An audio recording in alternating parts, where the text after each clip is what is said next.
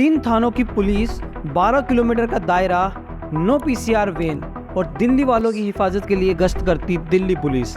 इन सब के बीच एक कार में सवार 5 हैवान जो 23 साल की लड़की को देश की राजधानी की सड़कों पर पूरे 12 किलोमीटर तक रोंदते हैं और मौज करते हैं। कब लड़की की मौत हो गई, कब उसके जिस्म से लहू का एक एक कतरा बह गया, कोई नहीं जानता। आखिर में अगर कुछ बचा तो सिर्फ कंकाल।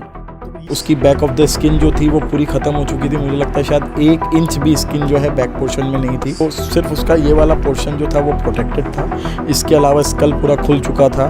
दोनों पैरों की हड्डियां वगैरह जो हैं वो ख़त्म हो चुकी थी। 45 किलो की अंजलि थी, वो 15 किलो का कंकाल बना। अब जब क्रीमेशन हो रहा था तो फैमिली को समझ नहीं आ रहा था कि हम क्रीमेशन कर किसका रहे हैं, क्योंकि वो तो ऑलरेडी कंकाल बन चुकी थी।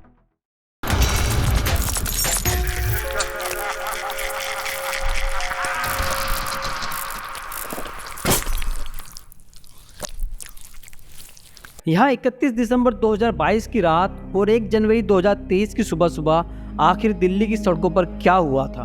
जी हाँ, सब कुछ बताऊंगा आपको इस केस के बारे में। लेकिन उससे पहले अगर आपने अभी तक हमारा चैनल सब्सक्राइब नहीं किया है तो अभी कर लें।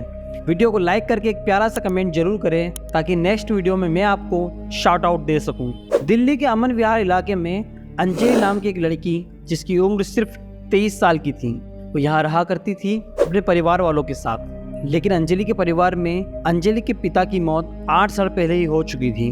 अंजलि की माँ, जिनकी दोनों किडनियां खराब थी और वो प्रॉपर अब डॉक्टर्स के कहने पर बेड पर आ चुकी थी। काम उनसे कुछ होता नहीं था। घर में एक भाई और एक बड़ी बहन है। बड़ी बहन की शादी पहले ही हो चुकी थी, तो यहाँ अंजलि के ऊपर ही सारी जिम्मेदारी आ चुकी थी। वो घर परिवार का खर्चा चलाती थी सिर्फ 23 साल की उम्र में। यहाँ अंजलि अपने परिवार को पालने के लिए ना सिर्फ नौकरी कर रही थी, बल्कि पार्ट टाइम में इवेंट मैनेजमेंट का काम भी किया करती थी। आपको पता ही होगा कि दिल्ली में बहुत सारी पार्टीज हर किसी ओकेजन पे या फिर वीकेंड्स पर भी ऑर्गेनाइज की जाती है और ये इवेंट मैनेजमेंट का काम दिल्ली में एक बहुत बड़े पैमाने से होता है और इसी काम को अंजलि बखूबी निभा रही थी। नए साल की शाम आते ही यहाँ इवेंट मैनेजर का कॉल आता है अंजलि के पास और वो उसे कहता है कि आज उसका एक इवेंट है और उसे पूरा इवेंट मैनेज करना है। वहाँ जाकर डेकोरेशन वगैरह करवानी है, गेस्ट को भी मैनेज करना है, खाने पीने को मैनेज करना है। अंजलि ने कहा ओके, ये सब कुछ हो जाएगा। न्यू ईयर की शाम थी। ऑब्वियसली यहाँ पर अंजलि के खुद के भी कुछ प्लान्स थे। उसने अपनी माँ को बताया कि माँ, मेरा यहाँ पर आज का इवेंट है और मुझे अभी निकलना होगा। वहाँ एक न्यू ईयर पार्टी है और आने में मुझे लेट हो जाएगा, क्योंकि 12 बजे तक तो वो लोग वैसे ही सेलिब्रेट करेंगे और उसके बाद भी यहाँ सबको पार्टी खत्म करने में 1-2 घंटे तो लग ही जाते हैं। उसकी माँ ने कहा ठीक है, तुम्हारा काम है, तुम करो, कोई बात नहीं। लेकिन यहाँ अंजलि ने अपनी माँ को ये नहीं बताया था कि उसकी पार्टी आखिर में हो कहाँ रही है। तो अंजलि की पार्टी हो रही थी रोहिणी में मौजूद एक होटल के अंदर और उस होटल के अंदर सारी पार्टी को मैनेज अंजलि को करना था। अंजलि घर से शाम को बाहर निकली। उसने अपनी स्कूटी स्टार्ट की। स्कूटी से वो सीधा अपने दोस्त निधि के घर गई और उस दोस्त को उसने अपने साथ बिठाया। रात होते होते यहाँ पर अंजलि उस होटल में पहुंच चुकी थी। उस होटल के बाहर लगे सीसीटीवी कैमरा में हमें अंजलि और उसकी दोस्त दोनों स्कूटी पर नजर आ जाती है। स्कूटी पर आने के बाद दोनों अंदर गई, लेकिन अंदर इस होटल में पता नहीं क्या हुआ कि दोनों के बीच थोड़ी नोकझोंक हो गई। 11-11:30 बज चुके थे। यहाँ अंजलि की माँ ने अंजलि को फोन करके पूछा कि तुम्हारी क्या लोकेशन है, तुम घर कब तक आओगी। तो अंजलि ने अपनी माँ को बताया कि अभी तो पार्टी चल रही है और अभी तो न्यू ईयर आया भी नहीं है और ऑब्वियसली जब तक लोग न्यू ईयर सेलिब्रेट नहीं कर लेंगे, ड्रिंक वगैरह अच्छे से नहीं कर लेंगे, तब तक वो लोग यहाँ से नहीं हिलने वाले और मुझे पार्टी खत्म करवा के ही घर आना है। अंजलि की माँ ने कहा ठीक है, कोई बात नहीं, तुम आराम से आ जाना। लेट नाइट हो चुकी थी, 12-12:15 का टाइम हो चुका था और अब यहाँ पर वो जो नोक चोक थी अंजलि और उसकी दोस्त निधि के बीच, वो ना सिर्फ होटल के अंदर बल्कि होटल के बाहर भी आ चुकी थी। जी हाँ, होटल के बाहर लगे सीसीटीवी कैमरा में रात के 1:15 बजे के आसपास ये कैद हुआ कि ये दोनों दोस्त होटल के बाहर आपस में लड़ रहे हैं। आगे जब पुलिस होटल वालों से पूछती है कि ये आपस में क्यों लड़ रहे थे, तो वो लोग कहते हैं कि हमें इसके बारे में कुछ ज्यादा पता नहीं है कि असल में इनकी बैक स्टोरी क्या है। बस इतना पता है कि ये दोनों आते ही गाली गलौज कर रही थी, ना सिर्फ एक दूसरे के साथ बल्कि यहाँ पर आए हुए हमारे गेस्ट के के साथ भी ये लोग गाली गलौज कर रहे थे और साथ साथ होटल के बाहर भी खड़े होकर ये दोनों आपस में लड़ रहे थे। इधर दूसरी तरफ अंजलि की माँ को काफी ज्यादा टेंशन हो रही थी। आधी रात के ऊपर का वक्त हो चुका था और अंजलि का फोन भी बंद आ रहा था। अंजलि की माँ को पहले तो घबराहट हुई, लेकिन तब उसे याद आया कि वो तो इसी तरह के इवेंट ऑर्गेनाइजेशन पहले भी करती आई है और वो अक्सर लेट हो जाती है। कोई बात नहीं, अभी उसका फोन बंद है, हो सकता है उसके फोन की बैटरी वगैरह डाउन हो गई हो या फिर वो रेंज में ना हो। सुबह तक उसका फोन ऑन हो जाएगा और वो सुबह तक घर भी वापस आ जाएगी। कोई बात नहीं, कोई दिक्कत नहीं है। ये सोचकर अंजलि की माँ आराम से सो जाती है। सुबह हुई और जैसा कि अंजलि की माँ ने सोचा था, सुबह उसके घर का दरवाजा किसी ने खटखटाया। अंजलि की माँ को लगा कि शायद अंजलि आ गई होगी और वो तुरंत जाकर दरवाजा खोलने लग गई। लेकिन जैसे ही उन्होंने दरवाजा खोला, सामने पुलिस वाले खड़े थे। पुलिस वालों ने एक स्कूटी का नंबर यहाँ अंजलि की माँ को बताया और पूछा कि ये स्कूटी किसकी है। अंजलि की माँ ने कहा कि ये स्कूटी तो मेरी बेटी की है। क्या हुआ, क्या बात है? अंजलि की माँ बहुत ज्यादा घबरा चुकी थी। दूसरी तरफ पुलिस वालों ने कहा कि हमें एक स्कूटी मिली है जिसका एक्सीडेंट हो गया है और आपको हमारे साथ चलना होगा। अंजलि की माँ को यह लग रहा था कि हो सकता है कि छोटा मोटा कुछ एक्सीडेंट हो गया होगा और छोटी मोटी चोट उसे लगी होगी और वो जल्दी ठीक हो जाएगी, कोई दिक्कत नहीं है। लेकिन ये पुलिस वाले अंजलि की माँ को किसी हॉस्पिटल के वार्ड में ले जाने की बजाय SGM हॉस्पिटल, जो कि एक सरकारी हॉस्पिटल है, उस हॉस्पिटल के शवगृह में लेकर चले गए। अंदर शवगृह में ले जाकर अंजलि की माँ और उसके भाई वगैरह को एक लाश दिखाई गई और वो लाश को देखते ही अंजलि की माँ बहुत जोर से चीखने लग गई, रोने लग गई। उनका रोना भी जायज था क्योंकि सामने जो स्ट्रेचर पर लाश पड़ी थी वो किसी और की नहीं बल्कि अंजलि की ही थी। ये लाश देखकर उनको कुछ समझ ही नहीं आ रहा था कि असल में उनकी बेटी के साथ क्या हुआ है। वो बस रो रहे थे, चिल्ला रहे थे। वो सभी से पूछ रहे थे कि आखिर ये किसने किया है, अंजलि को आखिर हुआ क्या है। लेकिन पुलिस वाले भी कुछ बोलने को तैयार नहीं थे। उनके दिमाग में भी अब कुछ और ही चल रहा था। उनके सामने तो एक केस लगभग सोल्व होता हुआ दिखाई दे रहा था क्योंकि यहाँ पर लड़की मिल चुकी थी, लड़की की पहचान हो चुकी थी, लड़की की स्कूटी भी मिल चुकी थी जो कि ऑब्वियसली एक्सीडेंटल थी और उनको यहाँ पर पता लग गया था कि एक नॉर्मल एक्सीडेंट का केस है, ओपन और शट केस है। यहाँ लड़की का एक्सीडेंट हुआ होगा और लड़की की मौत हो गई होगी। इस केस में कुछ भी कार्रवाई करने जैसा है ही नहीं। ये केस यहीं पर रुक जाता, यहीं पर बंद हो जाता अगर सिर्फ एक आदमी दिल्ली में रहने वाला, हाँ एक आदमी, इस केस को अपनी आंखों से ना देखता। जी हाँ, मैं बात कर रहा हूँ यहाँ पर दिल्ली के कांझावाला इलाके में रहने वाले दीपक नाम के एक व्यक्ति की। असल में दीपक की कांझावाला इलाके में दूध वगैरह की दुकान है और आसपास के क्षेत्र में वो अपना दूध सप्लाई करता है। अब आपको ही पता होगा जिनका दूध का काम होता है उनको सुबह जल्दी उठना पड़ता है ताकि वो सुबह होने से पहले लोगों के घरों तक दूध को अच्छे से जल्दी से पहुंचा सकें। ये यहाँ डेली दीपक का रूटीन था। रात के 3 बजे का समय था और इस टाइम पर यहाँ दीपक कांझावाला में मौजूद अपनी उसी दुकान के बाहर खड़ा हुआ था। वो तभी उसको वहाँ खड़े खड़े ही सुनाई दिया कि एक बहुत तेज धमाका हुआ है। उसे लगा कि शायद किसी गाड़ी का टायर वगैरह फट गया है, लेकिन जैसे ही उसने धमाके वाली साइड देखा तो उसे कुछ ऐसा लगा ही नहीं। उसे बस एक गाड़ी सामने से आती हुई दिखाई दे रही थी और उस गाड़ी की स्पीड भी कुछ ज्यादा तेज नहीं थी। वो गाड़ी सामने से आई और दीपक ने उस गाड़ी को देखा। वो गाड़ी आगे से ठुकी हुई थी। उसको देखकर ऐसा लग रहा था जैसे इसका हाल ही में कहीं पर एक्सीडेंट हुआ हो। खैर, वो गाड़ी सामने से आई और दीपक के साइड में से होकर निकल गई। लेकिन दीपक ने उस गाड़ी के नीचे जो देखा, उसे देखकर दीपक की पूरी तरह से हालत खराब हो गई। जी हाँ, उसने देखा कि गाड़ी का ये जो लेफ्ट साइड वाला अगला टायर है, उस टायर के जस्ट पीछे जो चेचिस होती है, उस चेचिस पर एक लाश लटकी हुई है। जी हाँ, एक लाश उस चेचिस के ऊपर लटकी हुई है। ऐसे लग रहा था जैसे लाश वहाँ पर बंधी हुई है या फिर हम यूँ कह सकते हैं कि वहाँ पर फंसी हुई है। वो लाश यहाँ पर प्रॉपर्ली सड़क से घसीटते हुए उस गाड़ी के साथ साथ आगे बढ़ रही थी और जैसे ही दीपक ने उस गाड़ी के नीचे उस लाश को देखा जो कि क्लियरली दिखाई दे रही थी, तो तुरंत यहाँ पर दीपक का दिल दहल गया। उसने तुरंत फोन उठाया और 100 नंबर पर डायल किया और उसने पुलिस को बताया कि यहाँ एक ग्रे रंग की बलेनो गाड़ी अभी अभी उसके सामने से गई है। वो कांझावाला इलाके में ही खड़ा है और वो गाड़ी यहाँ से कुतुबगढ़ की ओर जा रही है और उस गाड़ी के नीचे एक लाश बंधी हुई है। आप प्लीज यहाँ पर इस गाड़ी को फॉलो करिए और देखिए कि ये मैटर क्या है। पुलिस वालों को आपके हिसाब से आगे यहाँ पर क्या करना चाहिए था? ऑब्वियसली उसकी कॉल पर एक्शन लेना चाहिए था। पीसीआर वगैरह तुरंत उस गाड़ी के पीछे भेजनी चाहिए थी। आगे नाके वगैरह पर गाड़ी को रुकवाना चाहिए था। लेकिन पुलिस वाले यहाँ पर उस कॉल पर दीपक के साथ टाइम पास करने लगते हैं। वो पूछ रहे थे कि हाँ बताओ, लोकेशन बताओ क्या है, तुम क्या करते हो, तुम्हारा नाम क्या है, तुमने गाड़ी को कब देखा, तुम्हारे सामने क्या गाड़ी रुकी थी या नहीं रुकी, तो तुमने गाड़ी को क्यों नहीं रुकवाया। और यहाँ एंड में पुलिस वालों ने एकदम अजीब सवाल पूछ लिया। जी हाँ, वो सवाल इतना अजीब लगा मुझे जिसकी नाजुकता का अंदाजा बाद में यहाँ पुलिस वालों को लगने वाला था। दीपक के मुताबिक अंत में यहाँ पुलिस वाले ने, जिसने कॉल उठाई थी, उस पुलिस वाले ने दीपक से पूछा कि क्या तुमने लाश देखी है? नीचे उस गाड़ी में जो लाश फंसी हुई है, क्या उसके ऊपर कफन है या नहीं है? यकीन मानिए ये सवाल उन्होंने दीपक से पूछा। अब एक लाश जो कि गाड़ी के नीचे चेचिस पर फंसी हुई है और वो घिसटते हुए जा रही है, कफन छोड़िए उसके शरीर पर एक कपड़ा तक मौजूद नहीं था। क्या बकवास सवाल यहाँ पर दिल्ली पुलिस उस चश्मदीद गवाह से पूछ रही थी। यहाँ पर एक्शन लेने के बजाय सिर्फ एक्शन के नाम पर टाइम पास किया जा रहा था। दीपक ने खुद यहाँ पर सामने आकर बताया कि यह कॉल उसकी तकरीबन 12 मिनट तक चली। 3:18 पर उसने वो कॉल की थी और 3:30 पर वो कॉल कटी। रात के 3:30 बज चुके थे और इन 12 मिनटों में आसपास 3 पुलिस चौकियां उधर लगती हैं।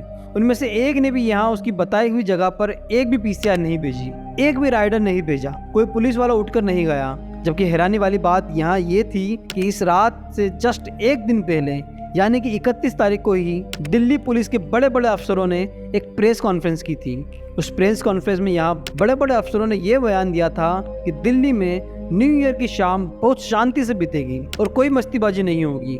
हम यहाँ पर हजारों की संख्या में पुलिस वालों को दिल्ली की सड़कों पर तैनात करेंगे और वो सारे पुलिस वाले आपकी गाड़ियों की जांच करेंगे, आपका अल्कोहल टेस्ट वगैरह करेंगे, क्योंकि हमें पता है कि न्यू ईयर की शाम में यहाँ लोग जश्न में दारू वगैरह शराब वगैरह पीकर गाड़ी चलाते हैं और अगर ऐसा कोई करता हुआ मिला तो हम उसका चालान करेंगे और उसके ऊपर कानूनी कार्रवाई भी की जाएगी।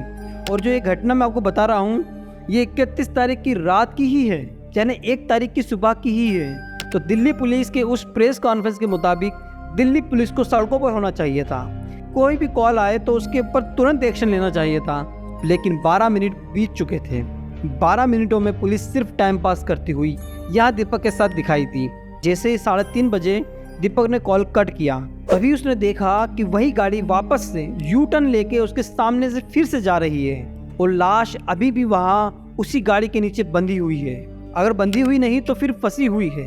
यहाँ दीपक ने फिर से तुरंत कॉल किया और चिल्लाना स्टार्ट कर दिया कि जनाब, जो गाड़ी जिसके बारे में मैं आपको अभी तक बता रहा था वो गाड़ी वापस यू टर्न लेकर यहीं से मेरे सामने से गुजरी है और लाश अभी भी उसके ही नीचे है। आप अभी तक क्यों नहीं आए? इन सब बातों में ही काफी टाइम निकल चुका था। दीपक ने सोचा कि शायद पुलिस वाले अब कुछ नहीं करेंगे, तो उसने इस मामले को अपने हाथों में लेने का सोचा, क्योंकि पुलिस उसकी कोई मदद नहीं कर रही थी और दीपक से ये चीज बर्दाश्त नहीं हुई। दीपक ने खुद अपनी स्कूटी उठाई और उस गाड़ी का पीछा करना स्टार्ट कर दिया। यहाँ कार वालों ने अपना एक्सीलरेटर दबाया और गाड़ी की स्पीड बढ़ाकर वो दीपक की नजरों से गायब हो गए। दीपक ने वापस अपनी स्कूटी घुमाई, वापस अपनी दूध वाली दुकान पर आया और अपनी दुकान पर पहुंचने के बाद उसने अपनी दुकान के बाहर खड़ी अपनी बोलेरो गाड़ी को उठाया और सोचा कि क्यों ना वो अभी अपनी इस गाड़ी से बलेनो गाड़ी का पीछा करें। उसने अपनी गाड़ी स्टार्ट करी, फिर उसी डायरेक्शन में ले गया जहाँ पर उसने लास्ट टाइम बलेनो गाड़ी देखी थी। कमाल की बात ये थी कि उसको वो बलेनो गाड़ी फिर से दिख चुकी थी और ना सिर्फ यहाँ पर उसको बलेनो गाड़ी दिखी, बल्कि पहले रास्ते के बीच में ही एक पीसीआर गाड़ी भी खड़ी हुई दिखाई दी। उसने तुरंत सबसे पहले उस पीसीआर के पास जाकर अपनी बोलेरो को रोका, नीचे उतरा, पुलिस वालों के पास गया। वहाँ पुलिस वाले उस टाइम पर नींद में थे, लेकिन फिर भी उसने उनको जगाकर पुलिस वालों को ये बताया कि ऐसे ऐसे कोई गाड़ी वहाँ जा रही है और उस गाड़ी के नीचे लाश बंधी हुई है। आप तुरंत उस गाड़ी का पीछा करके उस गाड़ी को रुकवाएं और कोई एक्शन लें। पुलिस वालों ने उसकी बातों में कोई इंटरेस्ट नहीं लिया। सोच कर देखिए, यहाँ एक चश्मदीद गवाह एक्शन लेने के लिए कह रहा है, उनको दिखा रहा है कि यहाँ कुछ गलत हो रहा है, लेकिन पुलिस वालों ने कोई इंटरेस्ट नहीं लिया। अब दीपक को दिख रहा था कि पुलिस वाले कोई इंटरेस्ट नहीं ले रहे हैं, तो वो वापस अपनी बोलेरो गाड़ी में आकर बैठा तो उसने खुद ही अकेले अब फिर से उस बलेनो गाड़ी का पीछा करना स्टार्ट कर दिया। पीछा करते करते यहाँ पर एक प्रॉब्लम हो गई थी। वो प्रॉब्लम ये थी कि यहाँ वो बलेनो गाड़ी एक कट लेकर अंदर की तरफ मुड़ चुकी थी और थोड़ी ही देर में वो बलेनो गाड़ी गायब हो गई। काफ़ी देर तक ढूंढने के बाद भी जब उसको वो बलेनो गाड़ी नहीं दिखी तो उसने अपनी कोशिशों की हार मान ली और वापस अपनी डेयरी पर आ गया। फिर तकरीबन 5 बजे के बाद पुलिस को एक कॉल आई और उस कॉल में बताया गया कि कांझावाला इलाके में सड़क के किनारे पर एक लाश पड़ी हुई है और वो भी एक लड़की की लाश है और उस लाश के ऊपर एक भी कपड़ा नहीं है, पूरी निर्वस्त्र हालत में वो लाश पड़ी हुई है। अब इस लाश की जांच करने के लिए पुलिस की गाड़ी एक मौके पर पहुंची। उन्होंने उस लाश को देखा। लाश की हालत बद से बदतर हो चुकी थी। लिटरली यहाँ लाश क्या कहूँ मैं उसको, सिर्फ टुकड़े ही कह सकता हूँ, वो भी बच्चे कुछ टुकड़े हैं, क्योंकि वो लाश जमीन पर घिसट घिसट कर लगभग खत्म हो चुकी थी।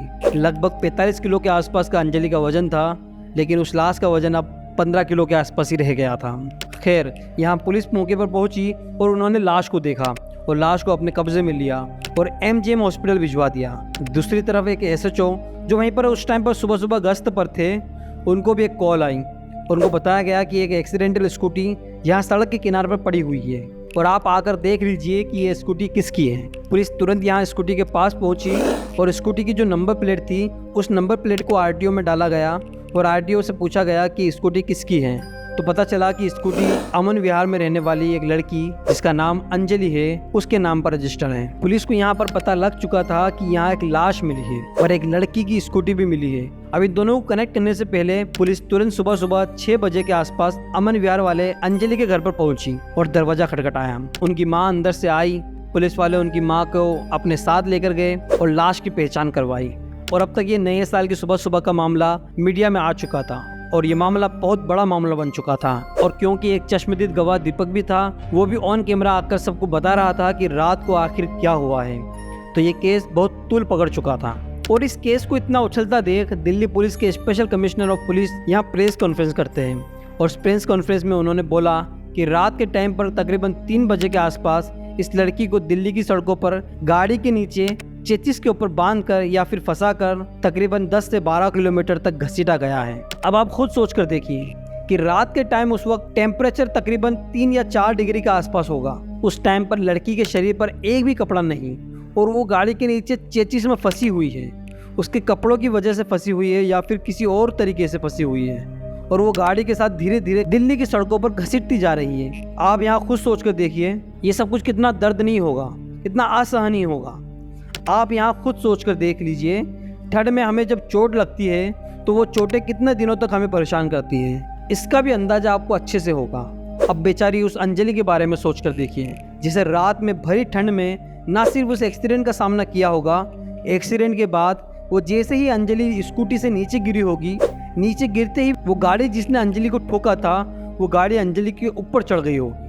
सोचिए, और बजाय अंजलि को बाहर निकालने के और उतरकर देखने के कि आखिर हुआ क्या है, कैसे एक्सीडेंट हुआ है और कौन कौन इसमें घायल हुआ है, जो लोग उस बलेनो गाड़ी में अंदर बैठे हुए थे उन्होंने गाड़ी को तेज भगा लिया। शायद हो सकता है उनको पता हो और ना भी पता हो, लेकिन अब उनकी गाड़ी के नीचे चेचिस में एक लड़की फंस चुकी थी।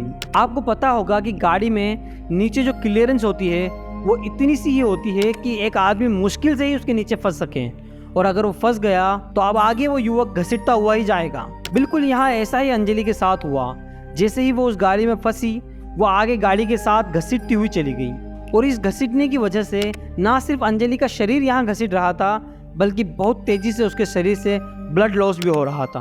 और इसी ब्लड लॉस की वजह से और यहाँ शरीर के ऊपर भयंकर चोटें लगने की वजह से अंजलि ने उस चलती गाड़ी में ही बीच में कहीं पर दम तोड़ दिया होगा। लेकिन मुझे यहाँ सिर्फ एक बात समझ में नहीं आ रही है। दिल्ली पुलिस ने एक दिन पहले ही प्रेस कॉन्फ्रेंस में कहा था कि हजारों पुलिस वाले दिल्ली की सड़कों पर होंगे, और आपको भी पता होगा कि दिल्ली की टोटल पॉपुलेशन तकरीबन 2 करोड़ के आसपास है। तो इन 2 करोड़ लोगों के बीच में एक गाड़ी चलती हुई जा रही है और उसके नीचे एक लाश बंधी हुई है।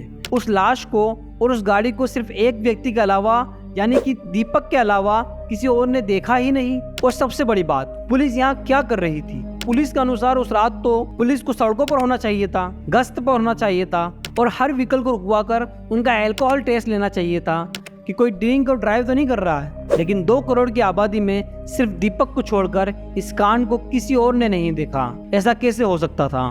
लेकिन ऐसा नहीं था। इस कांड को दीपक के अलावा एक और बंदे ने अपनी आंखों से देखा था, लेकिन फिर भी उसने अंजलि की कोई मदद नहीं करी। अब मैं आपको बताता हूँ कि इस कांड को देखने वाला वो दूसरा बंदा कौन था। तो थोड़ा सा पीछे आइए और उस होटल की बात करते हैं जहाँ ये पार्टी चल रही थी। तो अंजलि के साथ आई उसकी दोस्त निधि के बीच किसी बात को लेकर लड़ाई हो गई थी और दोनों आपस में गाली गलौज कर रही थी। इसकी बाकायदा सीसीटीवी फुटेज है। और इसी लड़ाई के बाद बजाय अपने अपने घर जाने के, ये दोनों एक साथ अपने घर जाते हैं, वो भी एक ही स्कूटी पे बैठकर। अंजलि ने खुद यहाँ अपनी स्कूटी को स्टार्ट किया और ये दोनों स्कूटी पर सवार हुई। दोनों अपने घर जा रही होगी और बीच में ही यहाँ कांझा वाला इलाके में इनकी स्कूटी का एक्सीडेंट हो गया। अब वो जो एक्सीडेंट हुआ वो ना सिर्फ यहाँ अंजलि के साथ हुआ, बल्कि उसकी दोस्त निधि के साथ भी हुआ था।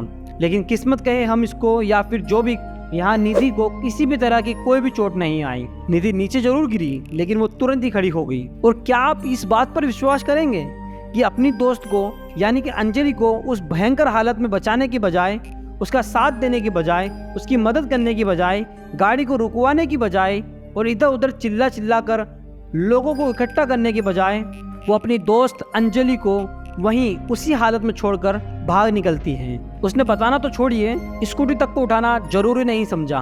वो पैदल यहाँ अपने घर की तरफ निकल गई। वहीं दूसरी तरफ जब दीपक से इस बारे में बात की गई, जब उनसे पूछा गया कि आप इसमें क्या करना चाहते थे, तो उन्होंने बताया कि उनको सिर्फ इस बात का अफसोस है कि वो उसी टाइम पर मौके पर ही उस कार को रोक नहीं पाए। और दूसरा सबसे बड़ा अफसोस उन्हें इस बात का है कि पुलिस वाले उसकी बातों को इग्नोर कर रहे थे। किसी भी पुलिस वाले ने उसकी किसी भी बात के अंदर कोई भी इंटरेस्ट लिया होता, अगर वो थोड़ा सा भी ब्रेक लेते, उसके कहने पर आ जाते, तो गाड़ी को उसी टाइम पर रोका जा सकता था, यानी 3:15 बजे ही।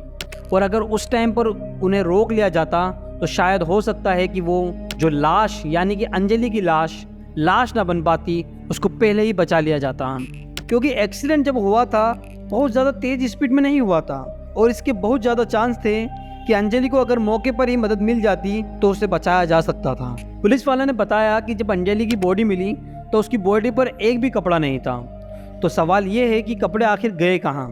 तो अब आप खुद सोच कर देखिए, यहाँ की एक लड़की जिसने जो मर्जी कपड़ा उस वक्त पहना हुआ हो, वो अगर गाड़ी के नीचे फंस जाती है और वो गाड़ी चलती रहती है 10-12 किलोमीटर तक पथरीली सड़कों पे, नीचे गड्ढे भी आए होंगे, पत्थर भी पड़े होंगे, रोड़े भी पड़े होंगे और उसके अंदर भी उसका शरीर जाकर जरूर लगा होगा। जब इंसानी शरीर ही नहीं बचा, इंसानी चमड़ी यहाँ खत्म हो गई, तो कपड़ों की क्या ही औकात थी। यहाँ अंजलि अपने घर की एकमात्र कमाने वाली लड़की थी। माँ की दोनों किडनियां खराब हो चुकी थी, भाई छोटा है, एक बड़ी बहन जिसकी शादी हो चुकी है। अब घर कैसे चलेगा। पुलिस वालों ने जब सीसीटीवी फुटेज को खंगाला तो सीसीटीवी फुटेज में उस गाड़ी की फुटेज भी यहाँ कई जगह कैद हुई, जो कि मैंने अभी आपके साथ वीडियो में कई जगह पर शेयर की है। तो गाड़ी के नंबर प्लेट के बिहाफ पर इस गाड़ी में मौजूद लोगों को तुरंत ही जब लिया गया। टोटल यहाँ 5 लड़के जपे गए और इन सभी की उम्र 25 से 30 साल की थी। इनमें से कोई लड़का यहाँ हेयर ड्रेसर का काम करता था, तो कोई यहाँ पर राशन डीलर का काम करता था, तो कोई यहाँ पर क्रेडिट कार्ड वगैरह बेचने का काम करता था। तो टोटल 5 लड़के थे।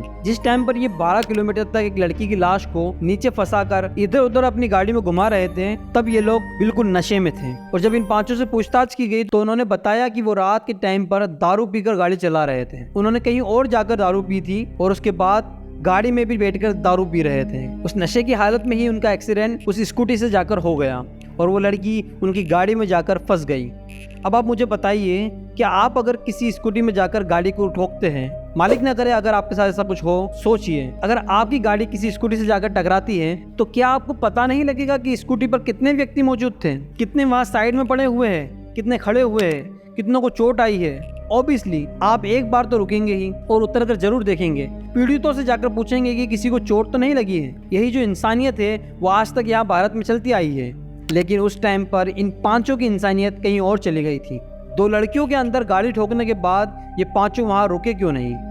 इन्होंने रुककर लड़कियों से बात करने की कोशिश क्यों नहीं की? उनको बचाने की कोशिश क्यों नहीं करी? उनको उठाने की कोशिश क्यों नहीं करी, और वो भी सुनसान इलाके में? तो इस बात का जवाब इन 5 ने इस तरह दिया कि उनकी गाड़ी में उस टाइम पर म्यूजिक सिस्टम बज रहा था और उस म्यूजिक सिस्टम की आवाज़ में इनको पता ही नहीं चला कि उनकी गाड़ी से कोई एक्सीडेंट हो गया है। और ना सिर्फ एक्सीडेंट हुआ है बल्कि एक लड़की उनकी गाड़ी में जाकर फंस गई है। अब आप मुझे बताइए, अगर इन 5 को नहीं पता था कि इनकी गाड़ी के नीचे एक लाश फंसी हुई है, तो ये बार बार जहाँ दीपक खड़ा था उसके सामने से ये यू टर्न क्यों मारे जा रहे थे? ऑब्वियसली ये यहाँ पर यू टर्न इसलिए मार रहे थे ताकि गाड़ी को झटका लगे और कहीं से भी वो जो लाश नीचे फंसी हुई है कैसे भी वो निकल जाए, फिर इधर उधर कहीं साइड में जाकर गिर जाए। 3 या 4 बार यहाँ इन्होंने इस जगह पर यू टर्न मारा है, सिर्फ इस अंदाजे में कि वो लाश अपने आप इस गाड़ी से निकल जाए। तो इसका मतलब यहाँ ये भी हो सकता है कि इन 5 को पता हो कि इनके नीचे यहाँ लाश फंसी हुई है और फिर एक टाइम ऐसा भी आया होगा जब वो लाश यहाँ इस गाड़ी से अलग हो गई होगी और जाकर साइड में कहीं गिर गई होगी और इसके बाद ये 5 लड़के अपने अपने घर चले गए और दोपहर या शाम होते ही पुलिस ने इनको उठा लिया। इस केस में इन 5 के ऊपर गैर इरादतन हत्या यानी कि 304A के तहत मुकदमा दर्ज कर लिया गया है और साथ ही यहाँ पर इनके ऊपर ड्रंक एंड ड्राइव का केस भी लगाया गया है। तो ये जो 2 धाराएं हैं अभी तक इन दोनों पर लगाई गई है। आपकी क्या राय है कमेंट करके जरूर बताएं। क्या इन दरिंदों के ऊपर सिर्फ 304 लगना ही सही होगा या फिर धारा 302 यानी हत्या का मामला भी इन पर दर्ज होना चाहिए? आप इस बारे में क्या सोचते हैं कमेंट करके जरूर बताएं। ठीक है दोस्तों, मिलते हैं नेक्स्ट वीडियो में। आप लोग सुरक्षित रहिए, सतर्क रहिए। जय हिंद।